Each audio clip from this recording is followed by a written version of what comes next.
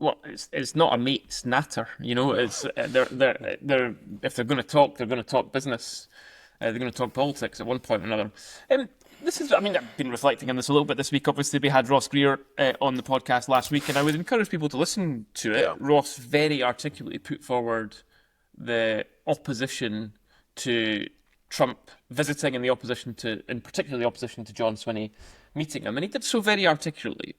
I just think that what we've got here is a situation where we have a president that a lot of people find extremely unpalatable, and there are a lot of really good reasons for that, and a lot of what Trump is doing is dangerous. But he is the elected president of a democratic ally and still the most important country in the world, and he's half Scottish.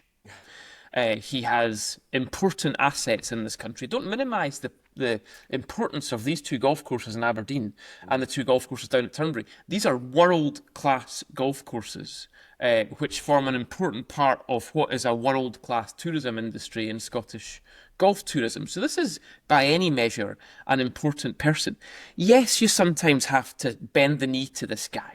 Yes, you sometimes have to humiliate yourself a little bit in bending over backwards to do what he wants. But frankly, if Scotland and the UK gets a better deal out of doing precisely that, then it is worth it.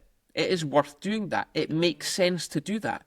We've got, Jeff mentioned exports earlier on, whisky and salmon, the UK's two biggest food and drink exports, respectively, massive in the US. You know, managing to be nice to Donald Trump for a few days and getting a penny off tariffs on these things, that's very important, critically important work. So, of course John Swinney should be meeting Donald Trump. Of course Keir Starmer should be meeting Donald Trump. Of course we should make this visit as good and as nice and as helpful for Donald Trump as we possibly can.